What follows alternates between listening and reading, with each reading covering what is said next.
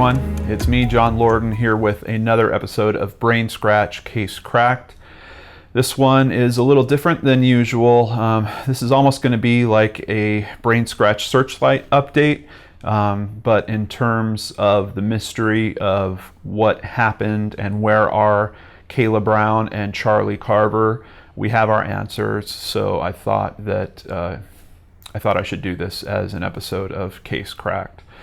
This is a case that we featured on Searchlight only a few weeks ago after Charlie's family contacted me, his sister-in-law contacted me, and then I did have a little communication back and forth with his brother as well, who was just extremely busy, I guess is one way to say it. I mean, he was looking for all the help he could get. You could tell that he was having trouble managing it all, but he was a man trying to do the right thing to help his brother. So if Nathan or your Nathan's wife happen to see this, just know that my heart is with you and Charlie's whole family, and I'm really sad about the outcome here. But let's get to that in case you don't know about this story. So this is one of the more popular missing persons cases to have happened in a long time because of a strange twist that kind of occurs in it. And it's really recent. Charlie and Kayla were a couple that were dating. They had just moved in together into Charlie's apartment. Charlie was previously married for 3 years, going through a divorce. That seemed to be going a little bit rough. And as a matter of fact, when they disappeared, his wife kind of became, at least in the eye of the public, became a person of interest. And on social media, there was a lot of attention directed towards her. So August 30th, I believe, is the last time they were seen. They were having dinner with a friend, but there was footage of Charlie leaving work on August 31st, and I believe Kayla's family had some contact with her via text message early on the 31st, but then all communication seemed to stop. Charlie's car was missing. I believe his laptop was also missing, and their dog was found hungry, and it was very strange for that to occur because apparently this dog was like Kayla's baby, just the way that she would take care of the dog. So fast forward a few months, and all of a sudden something strange starts happening on Charlie's Facebook account. There are new postings and there are backdated postings, and they are saying very odd things like, first of all, that Charlie and Kayla are fine, that they bought a house together, that they got married.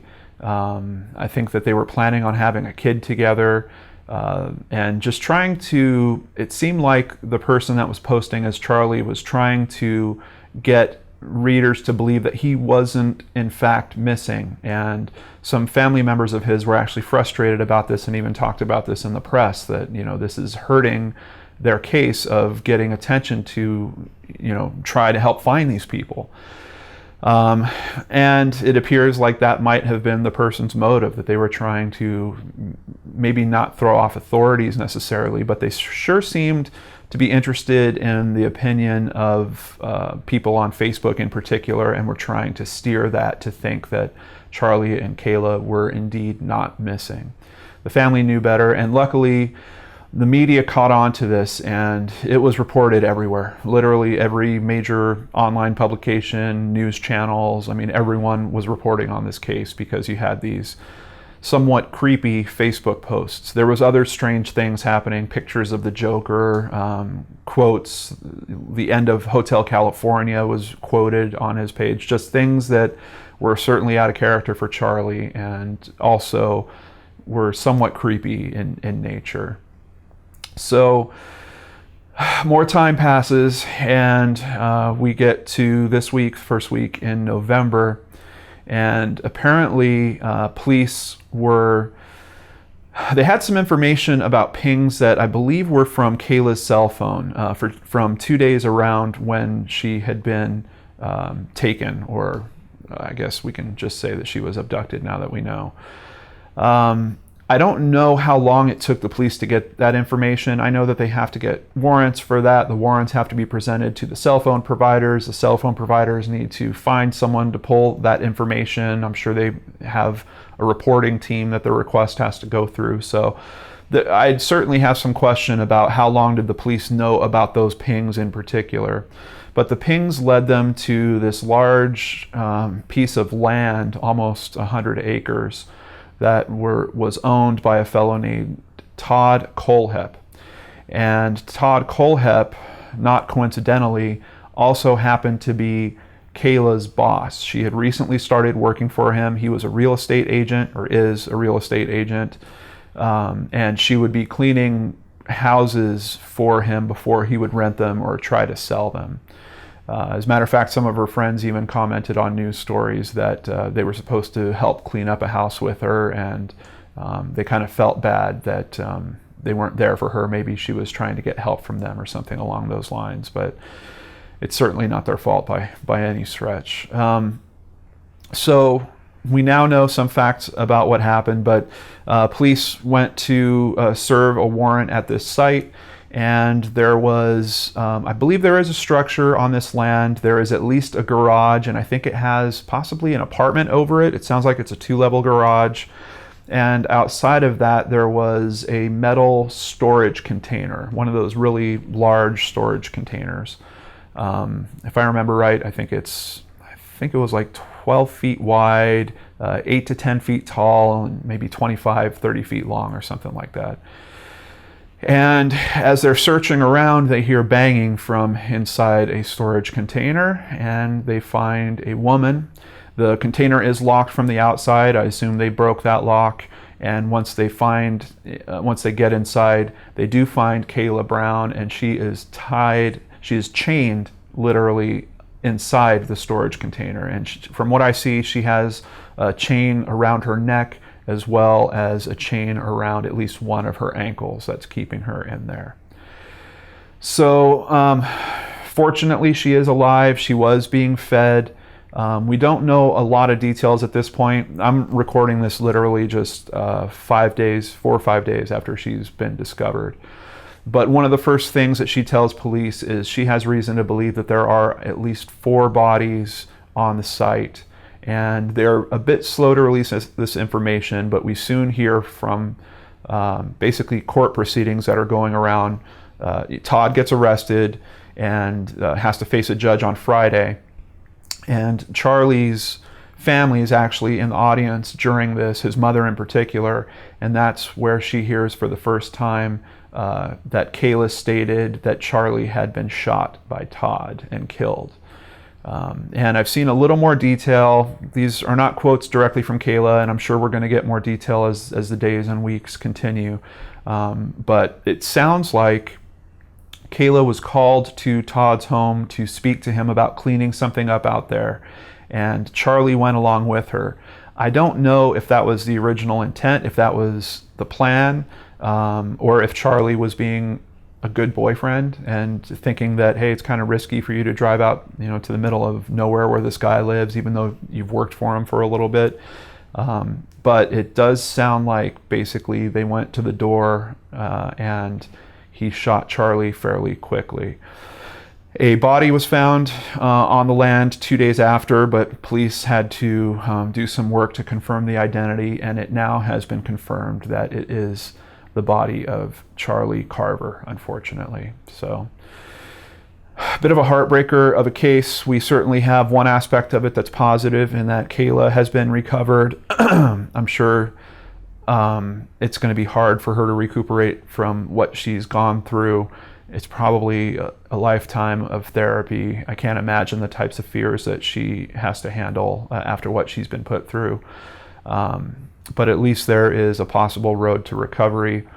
For Charlie's family, it looks like the only road that they can face right now is grief and going through their loss and mourning the loss of this brother and son, this family member that was pretty young in his life, to have it taken away so senselessly. They did find his car on the property as well, though it looks like it had been disguised. I originally reported that it was a white car. I saw footage of it being removed, and the car that I saw looked practically black. I don't know if it had been painted or mud had been put on it or something, but it was certainly obstructed in some way from what it normally looked like. Now, if all that wasn't terrible enough, police have been searching with cadaver dogs, but they noted that there were some bear traps located on the property, some other types of booby traps that had been set up. So they've been having to be very careful about how they process that scene. While Todd has been going through his legal process, thankfully he's been denied bail. It looks like he has now also admitted to another killing of 4 people at, I believe it was a motorcycle shop back in 2003, and he's admitted to that flat out. On top of that, they took Todd back to his land, and apparently he showed them a location where 2 more bodies have been found. I don't have any information currently on who those 2 bodies are. He only owned this land since about 2014, so these are going to be somewhat recent cases for both of these other occurrences. And quite honestly, we don't know if there's more. Now there is information coming out about Todd's past. This is a guy that apparently when he was 15, he had a girlfriend, and he was arguing with her. He wound up holding a gun to her, tying her up, and sexually assaulting her. He was charged as an adult, which for a 15-year-old I think is pretty interesting. I don't think that happens too often. And given 15 years of prison, he got out in 2001. He did complete school while he was in prison. He got a degree in, I think, in information technology, but became a real estate agent after he got out of school. And, you know, if he got out of prison in 2001, we know he killed 4 people in 2003. I have a feeling that we're going to be hearing of a lot more crimes that this man was responsible for, as long as the evidence is there or he just keeps admitting to them, which at this case, it feels like he's kind of... he's in a position where I don't know if it's helping him or if he thinks he's going to get treated differently for admitting to some of these things, but it sounds like he's opening up about these cases. So I'm hopeful that at least the families of those people lost in these tragic killings can properly mourn their losses and move forward and not be dealing with a missing person, you know, for the rest of their lives, and truly know what happened to their loved ones. But it's a tough one, guys. I've been really following it just almost minute to minute, and I want to thank everyone that's been sending me information. Of course, my followers on Twitter, as well as Christy Straciner, who has been sending me a ton of information on all of the cases I featured on Brain Scratch. So I just wanted to thank her and thank all of you for the kind words and the support that you have around this case. I didn't have to look far for new information. You guys are really awesome when it comes to keeping me updated on stuff like this, and I appreciate it. But I will keep an eye out. If there are any new developments or other big pieces of information around this case, I will probably do a Brain Scratch Searchlight update on those. But in terms of this being a case cracked, we know where Kayla we know where Kayla is, we know where Charlie is. I wish that we had a better outcome for both of them, but that's how this one has shaken out.